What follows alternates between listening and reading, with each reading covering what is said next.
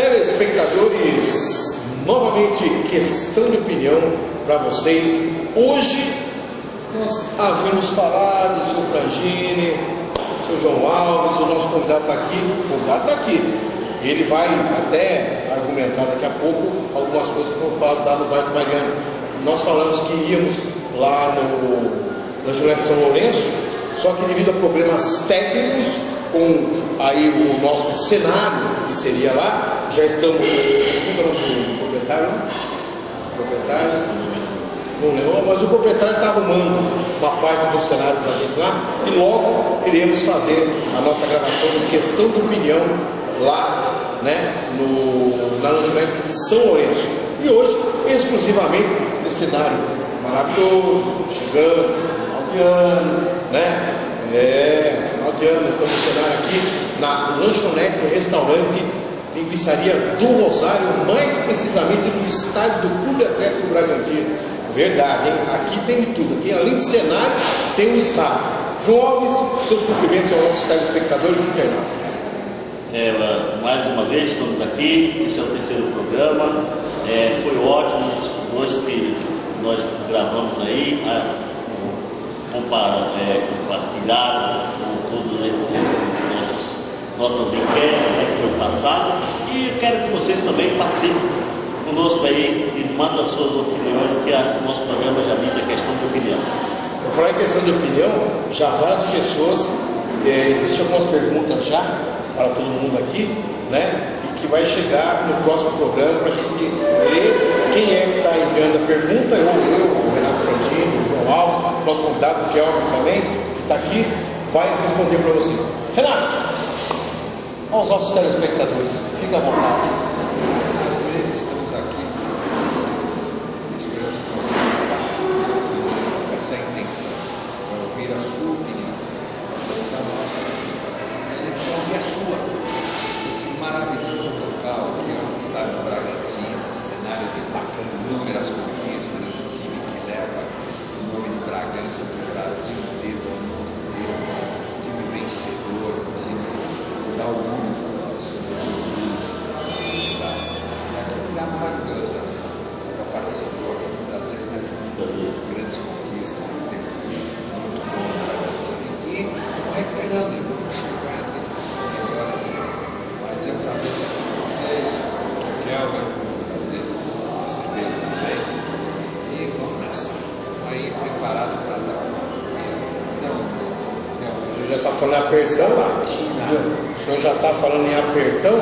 Fica o comando agora com o Renato Frangini, que vai começar a fazer as perguntas aí para o Dr. Kelvin. Vocês sabem que o Dr. Kelvin é brilhante advogado, gosta muito de política, está envolvido em política há tempo, é presidente do partido político, já foi presidente do grupo. Mas, Kelvin, eu queria saber o seguinte: como é que você vê esse momento político, esse momento político que é tão falado, né, tão comentado hoje, um momento grave na história do país? A parte legal é que vai funcionar, qual é o caminho, é possível chegar realmente no impeachment, né? Fala da você, nós estamos aqui só para desfazer aqui, junto com você, as dúvidas do telespectador. Bom, antes de tudo eu quero agradecer a oportunidade, até porque eu era um advogado do Boteco. É verdade. Todos no Boteco. E agora a gente está aqui trabalhando junto com o PVC nesse programa, nesse nova lei. Então, é um prazer. E a você que está aí na sua casa, no seu celular, no seu trabalho, eu gostaria de deixar desde já seja bem-vindo. Muito legal. Bom, a respeito do impeachment, Renato, João, Fernando, a grande discussão que se faz, ou pelo menos o que a mídia está querendo passar, é o seguinte: nós estamos diante de um pretenso golpe, né, para que um outro determinado partido assuma o poder na condição de presidente da República, ou na realidade há amparo legal para a impugnação do mandato do presidente da República. Se me permite explanar rapidamente aí, é o impeachment? O impeachment, essa impugnação do mandato, ela só pode ocorrer diante da constatação do crime de responsabilidade. O crime de responsabilidade está previsto na Lei 1079 de 1950. E ela elenca lá no artigo 36 o que pode ser considerado crime de responsabilidade. Correto? E dentro lá diz o seguinte: contrair dívidas, créditos não autorizados em lei. Então, entre os vários crimes previstos como de responsabilidade, onde só o presidente da República, ministros do Estado, ministros da STF são enquadrados, os secretários também, prevê os crimes de responsabilidade. Ora, então você contrair empréstimo, transações não autorizadas por lei, é crime de responsabilidade. Nós temos a lei complementar, a 101 de 2000, aonde ela é mais específica e diz o seguinte: que o administrador público, né, em especial o governador, presidente da República, eles são impedidos de contratar operações de crédito com instituição financeira ligada ao ente que ele representa, o governo que ele representa. Então quer dizer o seguinte, que o presidente da República, ele não pode contrair uma operação bancária, um empréstimo bancário com um banco que pertence à União. No caso do governador do Estado, então, vamos colocar para a gente figurar aqui a Caixa Econômica Federal ou o antigo Banesco, que pertenciam ao governo do Estado de São Paulo. O governo do Estado de São Paulo não poderia contratar um empréstimo junto a esses bancos, porque o governo de São Paulo é quem controlava esses bancos. No caso federativo, no caso da União, ela está impedida de contratar empréstimos junto à Caixa Econômica Federal e junto ao Banco do Brasil. Por quê? Porque a União é controladora desses bancos.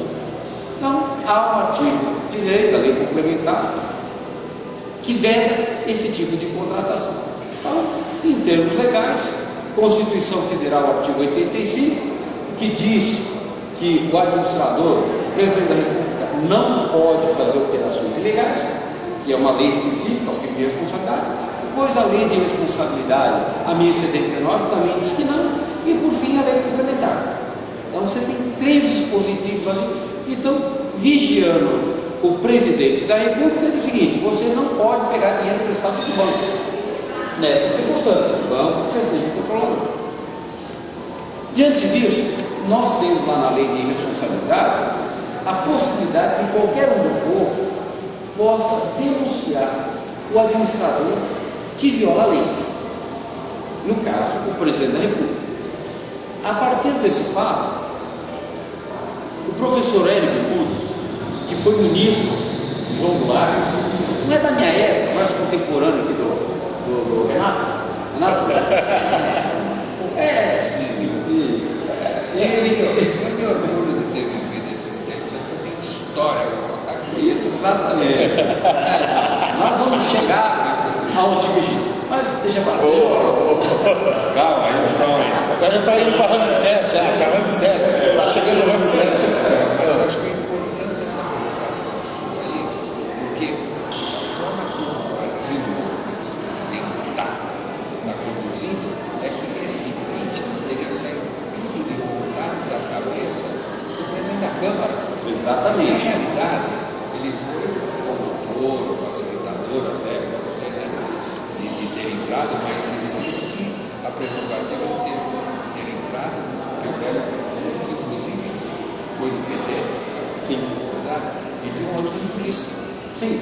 É o professor Miguel Reale, que foi ministro da Justiça do Fernando Henrique. Eles foram os autores. E mais a professora livre docente Janaína Pascoal. Na realidade, são 3 os pianos, né, formados na USP, que, usando de uma previsão legal, permite que qualquer um do povo tenha conhecimento de uma violação legal para aonde o ativo é o presidente da República, ele formula uma denúncia. Ou seja, essa história que muita mídia que o partido político quer politizar o impeachment, isto é mais uma forma de enganar o povo. Isso é errado, isso é uma grande mentira. O impeachment não se iniciou por uma discussão política, se iniciou por uma acusação de crime de responsabilidade, aonde 3 pessoas do povo, de notório, este sim, eu quero gravar, de notório saber jurídico, que não entrou no mundo jurídico por outras vias, né? Se consagraram realmente pelo seu conhecimento jurídico. Os 3 fizeram uma peça acusando que houve a violação da lei de responsabilidade fiscal. O que seria essa violação? Só antes de você continuar. Sim. Dessa parte da politização. Corre na internet aí uma fotografia, uma gravação, de que o então deputado federal José Dirceu entrou com um pedido de impeachment contra o Fernando Henrique, ladeado pelo Lula, pela Marina, de lá e vários outros atuais ministros. E ele dizia o seguinte, que é prerrogativa de qualquer deputado cidadão, se tiver vazamento, de entrar com pedido de impeachment e que não considerasse isso como oportunismo. Quer dizer, explodiu. A lei permitia, a lei não mudou e agora já acho que não permite. Agora para eles não pode. Isso. O feitiço não pode virar. Isso tem gravado. Sim. Na realidade, volta a dizer, há esta previsão legal que qualquer cidadão, ele pode fazer. Como bem nos disse no começo do programa, falando desse cenário maravilhoso, está aqui o nosso querido Márcio. A gente conhece ele como Nenê, porque a gente já conhece ele há muito tempo aqui no Rosário, né? No restaurante. Essa maravilha aqui, né, Fred? Oásis. Oásis. Então, o Marco, ano que vem, a gente vem gritar bastante aqui pro Braga na primeira divisão. Também, Está aqui o Márcio, o Nenê, serviu aqui. E daqui a pouco vai chegar a porção para você ver como é gostoso aqui também no restaurante O Rosário. Mas, meu querido, continue. Bom, então, o que consta dessa peça? É uma acusação aonde o professor Hélio Bicudo diz o seguinte: a presidente da República praticou a chamada pedalada fiscal. Que bicho é esse? Pedalada fiscal. O Tesouro Nacional, ele tem obrigação de prestar contas. É ele que apresenta o déficit ou o superávit fiscal. O que é esses palavrão? Você, principalmente dona de casa, ou você que controla o orçamento, e tem muitas vezes a sua cadernetinha lá que diz o seguinte: esse mês nós recebemos tanto, esse mês nós gastamos tanto. O que é o superávit ou o déficit? No orçamento do mês, nós ganhamos mais do que gastamos, é superávit. No orçamento do mês, gastamos mais do que ganhamos, é déficit. Acontece que a lei fica de olho nessa situação e não permite o déficit fiscal. Ela vai lá puxa a orelha do presidente: olha, se continuar desse jeito, gastando mais do que arrecada, nós vamos ter que interferir. Então, o Tribunal de Contas, que é o órgão fiscalizador, fica acompanhando o que o Tesouro Nacional está fazendo. Aí surge o grande pepino, o grande rolo, o grande crime. Para disfarçar o imbróglio todo, aonde o governo está gastando mais do que arrecadando, como é que resolveram disfarçar o déficit fiscal? Para produzir o tal do superávit primário. Os benefícios de ordem social, Bolsa Família, Vale Gás, a Bolsa Escola, e aí vai, tantos outros, né? Para a universidade, para a UNI, né? Eles são pagos por um intermediário, que é a instituição financeira, a Caixa Econômica Federal. pega o dinheiro que o governo deposita nas contas da Caixa Econômica e com esse dinheiro ela vai e transfere para o beneficiário. Qual foi a mágica maravilhosa que inventaram? O governo federal, a União, passou a não depositar o dinheiro, mas deu ordem para o banco pagar o benefício. Entrou no cheque especial. Entrou no cheque especial. Linha vermelha. Exatamente. Linha vermelha. De loucura. A Caixa Econômica Federal não recebia o dinheiro da União, mas ela pagava os benefícios sociais. Ora, à medida que eu não tiro o dinheiro do caixa da União, eu não tenho déficit. Não aparece nas contas do governo o gasto, o déficit. Na carteirinha da lotação não aparece que saiu dinheiro. Então, eu consegui fechar o ano de 2013, 2014 e 2015 com superávit primário, como se eu não estivesse devendo. E aí surge mais uma acusação de crime, que é o artigo 299 do Código Penal, falsidade ideológica. Eu deixo de constar documento público que eu sou obrigado a colocar. Então, a União não repassou o dinheiro para a Caixa Econômica Federal, constou em seu balanço um superávit, como se ela não estivesse devendo mais do que arrecadando, para que não gerasse um problema para o Tribunal de Contas. Acontece que o Tribunal de Contas diagnosticou o problema. Mas ocorria o reembolso logo após? A partir de um ano. O governo pegava todo esse déficit de 2013 e lançava 2014. Ou seja, ele demorava 12 meses para acusar a dívida. Qual era a dívida? Aí ele pagava no final do exercício, depositava para a Caixa Econômica Federal e dizia o seguinte: esta dívida é do exercício posterior e não de 2013. Essa dívida foi contraída em 2014. O que é uma mentira. Ele entrou no cheque especial em 2013, correto? Mas lançou na sua caderneta como dívida de 2014. Essa é a chamada pedalada fiscal. É ilícito. Ilícito por quê? Vamos voltar lá à Lei Complementar 101. É proibido ao administrador, no caso o presidente da República, contrair empréstimo junto ao banco aonde ele é o controlador. A famosa pedalada. Essa é a pedalada. Então, quando eu não tenho dinheiro para pagar o programa social e falo para o banco, paga com o seu dinheiro que depois eu pago, eu não estou contratando um empréstimo. Sim. Eu estou pegando dinheiro da Caixa Econômica Federal, ela paga como se eu fosse, e lá na frente eu devolvo o dinheiro. Com juros? Não. Não. Isso é a pedalada fiscal.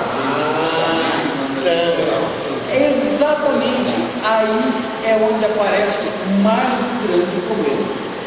Por que isso foi feito? Porque à medida que eu acusasse 3 exercícios seguidos com déficit, ou seja, o Tesouro Nacional estava gastando mais do que recebendo, isso ia causar um aprofundamento da crise econômica, um aprofundamento da inflação e principalmente um prejuízo eleitoral para quem disputava a eleição. Então, para não apresentar que eu estou devendo, eu sou aquele vizinho metido a besta que anda de carrão, mas não tem dinheiro para pagar a prestação. Estou bonito no pedaço. Só que ninguém está sabendo o quanto que eu estou devendo. E aí eu saía bonito na frente. E sai pedalando. E saiu pedalando. Bonito. Professor Hélio Bicudo, Miguel Reale, professora Janaína, fizeram uma acusação dizendo: o crime houve porque está previsto na lei, né? Ou seja, contratou um empréstimo. E mais, o Tribunal de Contas, ele tolera quando isso ocorre em pequenos espaços, 1 mês, 2 meses, né? Então, o prefeito, o governador que é pego no momento por uma situação repentina, um desastre, uma calamidade, o Tribunal de Contas permite.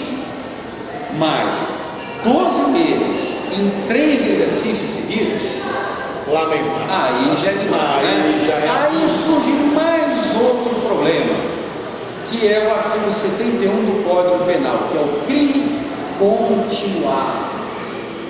Então, O mesmo crime. houve a pedalada que é crime, a lei de responsabilidade reconhece como crime, o Código Penal 299 reconhece que houve a falsidade ideológica e o 71 que o crime é continuado. Gente, isso não tem nada de política, isso é lei. O que o presidente da Câmara fez efetivamente, ele analisou, é isso, vou falar para você se é isso que você confirmar, ele analisou se esse pedido tinha condições legais, constitucionais para ser apreciado. É isso que ele fez. Ele não manipulou, não mexeu no pedido, ele viu se tinha alguma coisa contrária a isso ser encaminhado ao plenário. Mas ele acrescentou mais alguma coisa. É óbvio que ele não pode ser essa por conta das cirurgias anteriores, isso aí é beleza. Mas ele foi um encaminhador, ele analisou isso do ponto de vista legal, se era possível isso aí é plenário. Bom, essa é a observação do Entrou no mérito. Isso. A observação que o Renato está fazendo é de suma importância. Eu até quero acreditar, se tivéssemos um país sério, nós não estamos, o procedimento seria isso. E mais, justamente e legalmente amparado na lei. Porém, aos inimigos, a lei. Foi justamente o que ele fez. No oportunismo, ele recebeu.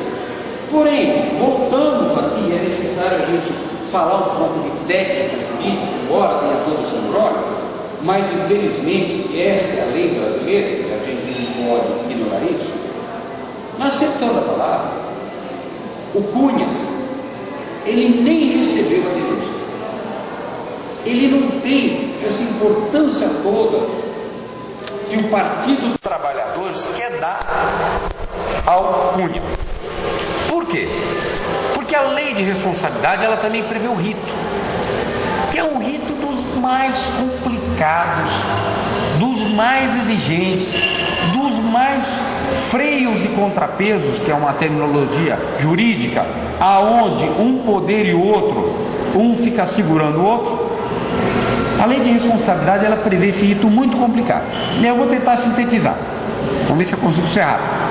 Bom, Hélio Bicudo forma uma peça, acusa os fatos e manda à mesa da Câmara dos Deputados. O que o presidente da Câmara dos Deputados faz? Ele dá andamento, ele recebe a denúncia? Não. A ele cabe simplesmente o seguinte: me chegou uma acusação com documentos que dizem que o presidente da República praticou crime de responsabilidade. Ele não pode fazer um juízo de valores, se houve ou não. Ele não pode.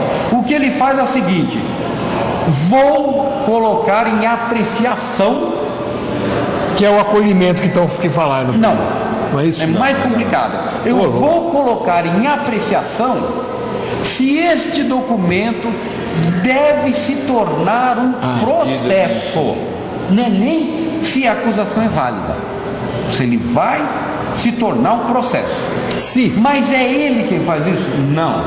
A obrigação do Cunha é o seguinte: nós vamos eleger uma comissão especial, e essa comissão especial é que vai decidir se esses documentos que aqui chegaram devem virar um processo. Então você vê que não é se é culpa, se houve crime, né? Nem, está muito longe disso. Ou seja, ele vai eleger, ele vai colocar em votação a eleição de uma chamada comissão especial para saber se isso aqui vai virar um processo. Admitido, né? Isso. Bom, aí o que acontece? Essa comissão especial, segundo a lei de responsabilidade, ela deve ser formada por todos os partidos que compõem a Câmara dos Deputados de forma proporcional. Proporcional o quê? Se o partido que tem mais cadeiras, vai ter mais gente nessa comissão, mais deputados. O que tiver menos, vai ter menos. Bom, nesse instante, quem é que indica os candidatos a essa comissão? É prerrogativa do presidente de partido. No meu caso, por exemplo, se eu fosse presidente do PPS na Câmara, o deputado Kellner é que ia dizer, olha, este deputado vai representar o PPS nessa comissão especial. Prerrogativa do presidente de partido. Não é do líder. Perdão, desculpa, do líder de partido, bem lembrado, o Renato fez a correção ideal. Do líder da bancada, do líder do partido, é que vai fazer essa indicação. E aí o que aconteceu? Percebendo o seu Cunha que havia uma manobra para que os grandes partidos indicassem para essa comissão só deputados que fossem contra o andamento do processo, o que ele fez? É possível ter uma chapa dissidente, na visão dele. E mais, como a eleição das comissões na Câmara dos Deputados pode ser voto secreto, a eleição do Tribunal de Contas da União é voto secreto, a eleição do Conselho Nacional de Justiça é voto secreto. E outros assuntos importantes, tem uma lacuna aí, que pode ser enquadrado, assuntos importantes. Sim, ser voto secreto. Porque para a eleição da comissão também não pode ser voto secreto. Ali, e o interesse foi político, aqui não é jurídico, se procurou a brecha por um interesse político, aí ele coloca uma chapa de oposição e se tornou vencedor. Na verdade, foi ele que colocou, né? Sim. Na verdade, existiam dissidentes dentro do próprio partido, dentro do PT existiam dissidentes que não concordavam com aqueles indicados, no PMDB existiam dissidentes que não concordavam com aqueles que foram indicados, que era tudo pró-governo, tanto é que caiu o líder do PMDB na Câmara. Sim, o Pisciano caiu ontem. Caiu, então existia, e agora está o Quintão no lugar dele. Aqueles que queriam se manifestar e que queriam apreciar o projeto, eles foram excluídos. Da forma como o Cunha fez, ele de uma forma, vamos dizer, democrática, né, propiciou que houvesse a eleição. Chapas, não é isso? Aqui é o parênteses. É a parte política. Vocês percebam que se dissocia o legal, o que está previsto na lei, e aí entra a questão política. Que não quer dizer que seja ilegal. Que não quer dizer que seja ilegal. Porque teve amparo, vamos dizer, legal, mas teve uma brecha jurídica para poder fazer isso. Ou senão, seja, o Supremo teria vetado. Não é aqui isso? nós vemos que o deputado abandona o que é legal para adotar o que é conveniente. E aí surge a parte suja da política. Mas aí, Kelmer, você tem uma grande brecha também, que a gente já ficou na Câmara, né? E você vê. Aí existe uma manifestação, se decide desse ou não, daquele outro jeito, o camarada fala, vamos submeter ao plenário, porque o plenário soberano.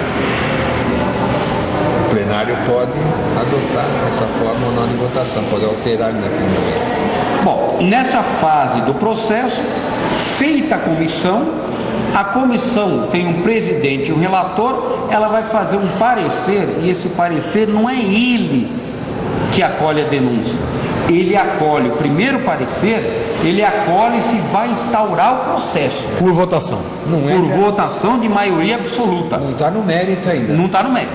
2/3, a comissão vai fazer um parecer, esse parecer vai ser apresentado a toda a Câmara dos Deputados e 2/3 desses deputados, se aprovarem o parecer, ele encerra e não admite o processo de impugnação, ou ele dá andamento processo de impugnação. Por maioria dos votos. Aqui saiu a minha crítica, por quê? Essa decisão, segundo o meu ponto de vista, ela não pode ser uma decisão política. Ela tem que ser uma decisão jurídica. Por quê? Nós estamos vendo a viabilidade de uma acusação gravíssima de um crime cometido pelo presidente da República. Se você justificar que a política vale mais do que a lei, que o interesse da administração de determinado segmento político é mais importante do que a lei, aí não adianta. Pode abaixar a tenda que já Aí não. Pode ir embora. Aí isso chama-se manipulação política. Põe a viola dentro do saco. Aí não tem como. Aí é compra de voto, aí é compra de... Mas resumindo, eu vou fazer uma pergunta aqui agora. Vou começar aqui com o Kelmer. Você já não acabou ainda. só rapidinho, só para... Só, então termina para não ficar vago. Aqui, professor, é uma questão de opinião. Exatamente. Pode haver um contraditório. Pode, não tem dúvida. Pode, de repente... Embora eu acho que, com o seu conhecimento, dificilmente vão alterar essas coisas. Nesse momento, eu procuro mais escrever o que está na lei. Agora, depois a gente, na questão de opinião, a gente manda o sarrafo. Aí chega a hora da gente... E é justamente o que eu vou fazer. Aí é a parte política. Exatamente. Bom, digamos que tivesse essa comissão feito um parecer pelo prosseguimento do processo.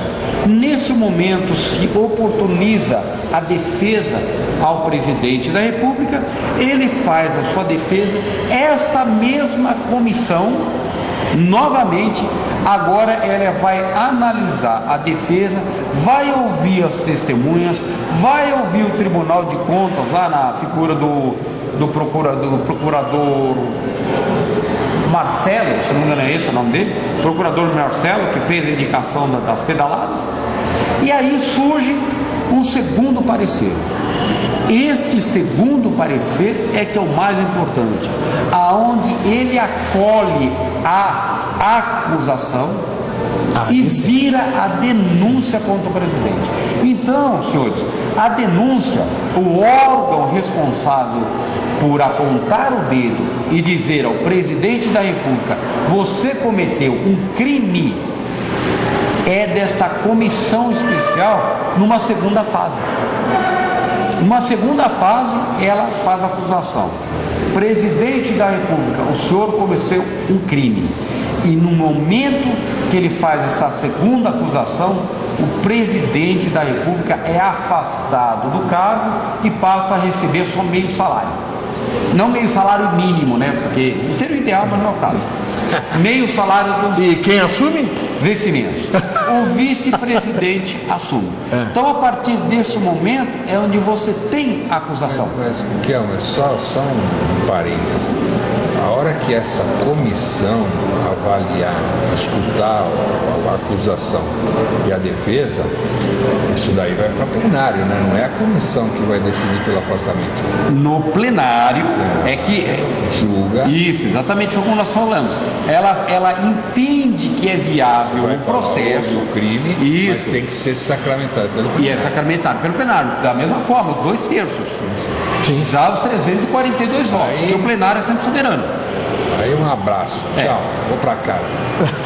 Até não. Não, temporariamente. Sim, por quê? Porque quem vai julgar, qual vai ser o juiz que vai dar a sentença da acusação feita pelo plenário da Câmara? Esse Essa é o segunda. promotor, o plenário é o promotor. Ele se torna o promotor de que forma? 3 membros da comissão se tornam acusadores e eles vão acompanhar a acusação agora onde? Dentro do Senado Federal. Se fosse um crime comum, que o presidente da República matou alguém, era no Supremo Tribunal Federal que ia acontecer o julgamento. Mas como é crime especial, que é o crime de responsabilidade, o julgamento é feito dentro do Senado Federal, aonde os julgadores são senadores, também por maioria absoluta, né? Dos 81 são os 53, quem é que coordena esses trabalhos? O presidente do Supremo. O presidente do Supremo coordena os trabalhos e os senadores são os juízes da causa. Eles é que vão dizer se realmente o presidente cometeu crime ou não. Doutor Kelmer, nessa fase então que está, a gente ouvir o ex-presidente Lula falar que vai convocar militância, que vai convocar o exército Stedley, aquelas bravatas dele, que ele ainda acha que ele é o maior poderoso do Brasil, isso é opinião minha. Ele está tentando, então, de uma forma política, interferir num processo que ainda está numa fase legal, não tá? Embora tenha se politizado no momento das comissões, mas ele quer, então, dessa forma, atropelar a parte legal, porque a partir do momento que você vai para a rua protestar sem ter ainda nenhuma apuração, você está atropelando o processo de uma forma política, ou não? Exatamente. Na realidade, que não só o Lula, como há um deputado, o vice-líder o Teixeira, o vice-líder do PT, ele acusava, por exemplo, que havia um artigo da Constituição, o 83, o parágrafo 4, 85, parágrafo 4, que mata tudo isso, que transforma tudo isso em golpe. Mas não foi reconhecido pelo Supremo. Por quê? Porque lá ele diz o seguinte, a Constituição: o presidente da República não pode ser responsabilizado por atos cometidos fora do mandato. Fora do mandato no seguinte sentido, fora da função de presidente. Ou seja, se ele, por exemplo, antes de assumir a presidência, ele se envolveu num acidente, num prejuízo grave. No caso da Dilma, ela estava na Petrobras, teve aquele escândalo de Passadina, houve um envolvimento, não se sabe se é culpado ou não. Vamos supor que fosse culpado. Ela não poderia ser agora julgada enquanto estiver na presidência. Eu vou concordar. Foi um crime cometido fora, não foi do um mandato crime com o presidente. A partir do momento que ela saia da presidência, ela pode responder. Eu não vou juridicar a discussão nesse sentido, porque também é uma defesa no seguinte sentido. Juridicar.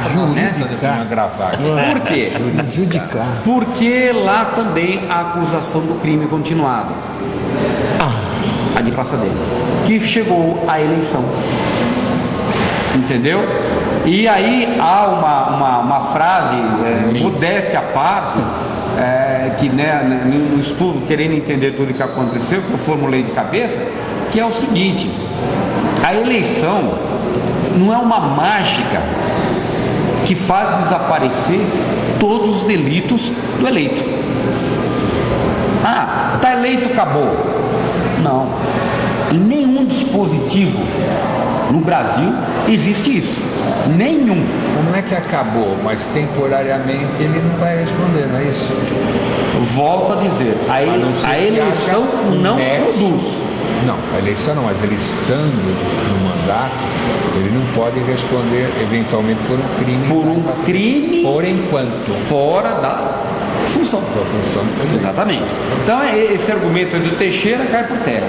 E para encerrar aqui essa questão jurídica que eu estava colocando, o que me deixa assim, eu nem digo atônito, porque a gente... Meu Deus. Nossa. Depois dessa... Uma pausa. Que deixa pausa. Meu Senhor da glória. Agora você vê, porque você vai poder continuar falando para show e nós vamos poder. Exato. Você continua falando. Você vai falando. Que nós vamos pegar.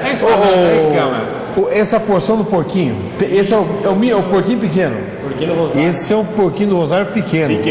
Você quando vier aqui, né, o pessoal vai degustar essa maravilha, essa porção aí de calabresa. Fala, João. Quando você vier, porque não vai ser agora. Linguiçaria em Bragança, como Bragança é famoso na terra da linguiça, com certeza a linguiçaria do Rosário é a melhor que existe. Não quero desmerecer nenhuma das outras, mas com certeza juntas, é o aqui. estádio do Bragantino e a linguiça do Bragantino. Exatamente. O camarada que procura as duas coisas normalmente Vai encontrar num local só. Né? Exatamente. E leva a lembrança aqui da lojinha do Bragantino. Exatamente. Obrigado, Nenê. Márcio. Esse eu vou falar. Tá. Bom demais, bom O demais. negócio tá bom, hein? Agora pode concluir enquanto nós estamos saboreando. Vai, Calanda. Então, para finalizar, Concluindo, que nós estamos já. concluindo essa questão jurídica, o que eu digo? Nós temos elementos, nós temos lei, nós temos previsão, acusação, o fato partiu de figuras de notário saber jurídico, que não são crianças, não são aventureiros, não são políticos, não politizaram a discussão. O que nós estamos vivendo nos dias de hoje, e o Renato mencionou a figura do ex-presidente Lula, é justamente buscar incendiar a discussão para evitar que ela tome um rumo jurídico que deve ter. Então essa discussão, é golpe, não tem previsão legal, tá vendo atropelos, estão desobedecendo. Nada disso está acontecendo. Vamos para o Supremo, que aliás é outro problema, né? Convenhamos. Já foi pro Supremo, né? Já pediram, já foi pro Supremo. Tudo joga no Supremo, O né? Supremo Tribunal Federal, Qual é a peça, hein? ele é composto que deveria ser o maior órgão de decisão jurídica do país. 11 ministros. E eu digo com toda a franqueza e ponho minha cara a tapa: Supremo faz decisão política nos dias de hoje. São 8 ministros nomeados pelo governo do Partido dos Trabalhadores, dentre 11. 8 foram nomeados pelo Partido dos Trabalhadores, 2 foram nomeados pelo ex-presidente Collor e 1 nomeado pelo Fernando Henrique Cardoso. Ou seja, isto pesa por demais na solução política de um órgão que não tem esse dever, que está exacerbando do dever. A análise do Supremo deveria ser uma análise jurídica. Ele peca, ele abdica dos seus deveres, ele está jogando politicamente o futuro do Brasil. Eu hoje desconsidero as decisões do Supremo. Você tem que entender também que a culpa é também do legislativo. Que referendou. Não, além de referendar, o legislativo não regulamenta as leis que estão aí, e depois, ao invés de aperfeiçoá-las e regulamentá-las, joga no colo do judiciário para resolver coisas de uma forma política, o que está errado também, porque o judiciário é o que está escrito na lei, é isso, está certo, não está certo, não tem que entrar no mérito. Mas aí que está, Renato, O legislativo não se entende e joga lá. Eu vejo às vezes, eu abro esse parênteses pelo seguinte: às vezes eu vejo um assunto em discussão na Câmara, né? Vamos abrir uma comissão de inquérito para investigar tal coisa. Aí põe em votação, não abre a comissão de inquérito, mas o problema perpetua. Aí vai 1 ou 2 vereadores lá, fazem, a gente não está satisfeito, não conseguiu abrir a comissão de inquérito, vamos fazer um ofício para o Ministério Público verificar essa situação aqui. Você tem o poder de formar uma comissão de inquérito, a sua função é investigar, você não faz, não aprova, e depois faz uma carta para o Ministério Público cumprir um papel que é seu. Então, guardadas as devidas proporções, acontece muito isso. Você não cumpre, não faz o seu papel e joga lá para a justiça. Eu já vi um ditado que diz o seguinte: se Deus fez a lei, o diabo fez o processo. Entendeu? Deveria a lei, e por mais que eu hoje deixo de ser legalista e lembro de uma fase chamada direito alternativo, que foi criado no Rio Grande do Sul, que aliás é o aplicado, o anglo-saxônico aplicado nos Estados Unidos, aonde vale o justo, vale o direito e não a importância do processo. Olha, o que nós estamos vivendo hoje? O Supremo fica procurando filigranas no processo para desconsiderar o direito. E qual é o direito? Você cometeu um crime, deve ser punido. Mas o direito não é o que vem em primeiro lugar. E sim o processo. Respeitou a condição do processo. Porque o processo leva ao direito. Falácia, mentira. O processo, ele só é usado justamente para atrapalhar a lei. O processo é o caminho do delinquente, é o caminho do subversivo, é o caminho da malandragem para desviar do caminho do direito. Aonde o processo é mais importante que o direito, nós não podemos falar em democracia, nós não podemos falar em legalidade, nós não podemos falar em justiça. Exatamente. Processo é instrumento para se fazer o mal. Eu não sou processualista, não gosto dos processualistas, justamente por isso. Porque você faz uma infinidade de leis justamente para não chegar a lugar nenhum. Eu vou falar uma coisa que vai te acalmar um pouquinho. Eu ia falar. Você vai entender uma Nós vamos mudar um pouquinho para você. Não, agora é o seguinte. Renato, João Alves, Kelmer de Lima, telespectadores, internautas, nós vamos agora resumir. É uma coisa, se você for realmente que nem o doutor, professor Kelmer de Lima, ele diz aqui o Renato, que é verdade, me deu uma aula aí de impeachment, de como surge, como que é o processo, né? Agora veja bem, para o telespectador a nossa questão de opinião, 3 minutos,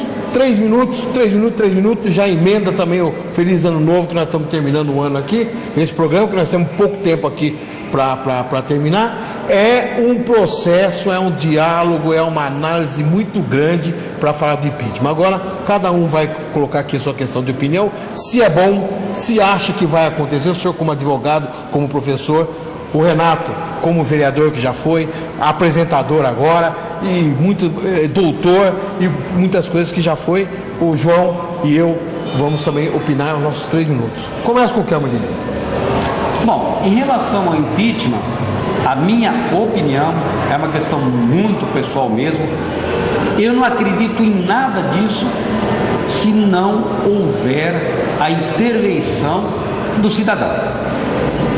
Se a população vai para o estádio de futebol, se a população se reúne para defender determinado segmento sexual, vai para a parada gay, vai para assistir novela, vai para tantas e tantas formas de lazer, para o show de rock, mas numa passeata, aonde ela deveria dizer que todo o poder emana do povo, eu estou aqui para fazer jus ao poder que tenho.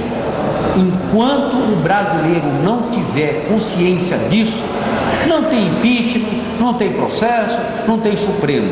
Você vai continuar fadado a uma escravidão branca, vai continuar serviçal de quem arrecada o imposto, de quem sacrifica o teu trabalho, de quem faz o seu trabalho virar o quê? Um trabalho escravo. Porque você vai continuar pagando as contas de Petrolão, de mensalão e mensalão. Portanto, você que não tem coragem de se manifestar, de ir para a rua, você não faz jus a reclamar da vida que tem. Tudo bem. Aí o Kelmer falou bonito. Professor, doutor, tem que falar mesmo. Bem escolhido. Exatamente, né, bem Renato? Não tem, né? O senhor fica à vontade. Kelmer, eu concordo com você. Eu acho o processo de impeachment péssimo para o país. Para tudo, a discussão de um lado, do outro, isso daí repercute fora do país, né? De uma forma negativa, de investimentos, da nossa projeção lá fora, da nossa dignidade, até mesmo lá fora. Porém, eu sou um cirurgião. Se você tem um tumor e precisa da cirurgia, vai doer, vai precisar fazer, faz. Tem motivo para fazer, faz.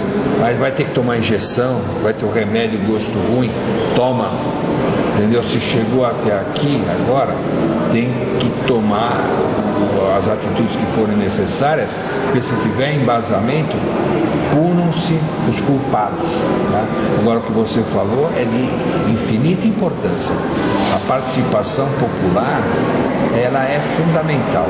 O Collor, é lógico que teve todos os seus problemas lá, caiu por muito menos. Sim. Porque os caras pintados foram para a rua, e aí você fala da minha idade, eu lembro melhor do que você, verdade, um pouco mais velho, né? 32, né? E meio. Caiu por muito menos, entendeu? Porque o povo foi lá, referendou, viu que não queria aquilo lá e houve a mudança. E se nós ficarmos quietinhos também, aceitando tudo o que acontece, esse país não muda, João. Exatamente. Não muda, Fernando. Tem que todo mundo participar, porque aquele cidadão que não participa, me perdoem, não tem direito de reclamar depois. Você ouve muito cidadão falar na época da eleição, eu não vou votar em ninguém, eu não vou votar em ninguém. Por quê? Porque o político é isso, meu amigo, você votou em alguém? Não votei em ninguém. Então, por favor, fique quieto. Você está dizendo que não votou em ninguém? Fica de trás da porta em casa. Né? Você se omitiu, você siga o que a maioria decidiu. Então não reclame, não venha criticar político, nada, se você não participa, se você não elege alguém, não cobra desse alguém. Estou de acordo com isso aí. É um remédio amargo, mas viu, o remédio amargo foi feito para ser tomado também. E passa mais rápido. Passa, com certeza. João Alves. Eu nos Cara Pintada, eu fui pra rua na época e participei ativamente da luta que foi. E eu sei que é doer na carne o impeachment hoje da presidenta para o nosso país, porque com certeza vai ter uma recessão forte. Mas se nós não passar por isso, eu acredito que nós também não vamos mudar. Vai continuar a mesma coisa. Então, que se nós já se recuperamos de muitas crises, vamos se recuperar dessa com certeza, e que se tenha o impeachment. E que se tire não só a presidente, mas todos aqueles outros que estão aí sendo investigados, acusados por corrupção, que seja Lava Jato, independente do que seja também caçados e seja banido da política. Porque eu acredito muito na política, e política não é lugar de bandido. Lugar de bandido é na cadeia. Então, eu acredito que tem que ter realmente um impeachment e que vamos para a cadeia. E o que eles falam? Remédio ruim você dá de uma vez só, né? Dá de uma vez só. Fica dando de pouquinho. Então que pega o Lava Jato. Já limpa, dá uma limpa. E o povo que tem que ir para a rua. O povo tem que se manifestar, ir para a rua, bater porta, lata, independente do que vai batendo, e vamos batendo. Se achar alguém lá ruim também, bate também. Exatamente. Então, eu vou resumir aqui a minha questão de opinião. Curta e grossa. Povo, ao impeachment, ao Estado democrático, às coisas que nós vimos e vemos vivenciando. É uma coisa só. Frangini falou, Kelmer falou, João falou. Sem a união, nada vai acontecer. Acolhimento, averiguação, conclusão. Quer queira, quer não, se vai acontecer ou não vai acontecer, eis o problema. Por quê? Aliás, se acontecer, muito que bem. Agora, se não acontecer, população, é com vocês. Agora, veja bem, a questão é uma só. Temos que saber realmente em quem nós depositaremos o nosso voto, a nossa confiança, para que realmente o Brasil volte a crescer. A confiança com novos políticos, do jeito que está. E muito mais, essa composição política que existe hoje, né? Metade para cá, metade para lá, que está quase isso daí entre esse impeachment, alguma coisa está acontecendo, é complicado. Mas cabe a você decidir, e essa é a minha opinião. Agora você podia pedir a opinião dele. Sim. Que está atrás da lei. Exatamente. Aliás, se o senhor pensa, o nosso ouvinte, o nosso telespectador, nosso internauta, você fica aí à vontade para mandar as suas perguntas, para participar aqui com a gente, com o Renato Frangini, João Alves, eu, Kelmer e todas as pessoas que fazem parte do Questão de Opinião. Certo? Pode mandar. Responderemos e debateremos com vocês aí. E dentro desse nível, né? Nível discutindo a legalidade, exatamente, os caminhos normais. Nós não estamos aqui para politizar. Não. Isso. Nós não queremos nenhum fanático defendendo o impeachment ou condenando o impeachment aqui sem um embasamento. Claro, sem dúvida. Exatamente. Você gosta de falar, porque esse é o cara, tem que matar. Bom, isso aí a gente também. Não, nem podemos, né? Não, nem podemos. Também, nem podemos. Não, com certeza. O senhor fique à vontade agora, porque o ano está terminando, 2016. Mas nós temos o 2015, aliás. Próxima que você vai fazer. Não, o senhor pode fazer agora, porque se tiver na próxima, a gente faz na próxima também, não tem problema. Fique à vontade, senhor Renato Frangini, mandando aos nossos telespectadores, aos nossos internautas e a todas as pessoas que nos veem aonde quiser, para o senhor saudá-los aí para a entrada de um novo ano. Feliz Natal, tudo de bom. Feliz Ano Novo, que as esperanças se renovem, que a gente tenha uma vida melhor, que a gente tenha um ano melhor, um país melhor, né? E muita saúde para vocês aí, muita paz, reúnam-se com a sua família, confraternizem-se, acendam bastante luzinha em casa, não deixe que nem aqui, ó, não. Que nem a árvore aqui atrás. Deixa escuro, acende, é renovação, é fé, criançada gosta, entendeu? Não faz mal Papai Noel, deixa eles pensarem o Papai Noel, que essa fase aí passa rapidinho, né? Exato. E vamos curtir o Natal. Não vamos esconder o Natal, não apagar tudo, não acender um monte de luzinha. E quem acha que é cafona, não é não, viu? O mundo inteiro faz isso. Feliz Natal, bom Ano Novo. Exatamente. Kelmo, o Kelmo vai estar aqui no próximo programa. Só até o próximo programa. Quer falar alguma coisa? Pode falar. Parabéns, né? Obrigado, né? Não, ele vai falar daqui a pouco de novo. Parabéns, obrigado, professor Kelmo. Exatamente. O homem está com a gente aí. Vamos dividir depois os honorários aqui. Ah, e no próximo, né, Fernando? Depois a gente conversa. Depois que desligar a câmera, a gente conversa com ele. De Natal. Tá aqui dentro do porquinho, olha a caixinha aí. Eu quero honestamente agradecer aí a oportunidade. E o Natal é uma época realmente para a gente que representa renovação. O que eu posso desejar a todos vocês, a todos os brasileiros, do fundo do coração, que o Senhor Deus nos livre desta cambada de bandido. Porque se nós fôssemos agraciados com isso, nós realmente, o nosso Natal seria todo dia do mês. Nós estivéssemos longe dessa cambada de bandidos. Então, Deus tenha piedade do nosso país. Feliz Natal. João Alves, rapidamente. Eu quero desejar a todos um Feliz Natal, saúde, paz, e que 2016 tenha tudo de bom, felicidade, seja mais ativo com as coisas perversas que vêm aí, e Deus ilumine a todos vocês. Saúde e paz. Saúde, paz, prosperidade, Feliz Natal, um ótimo chegada de 2016. E o mais importante, o Caio acabou de falar e o Frangini falou, todo mundo falou, que Deus realmente tenha misericórdia de nós, povo brasileiro, e que nos livrai-nos dos corruptos. Um grande abraço e até o próximo programa. Valeu, gente. Tchau.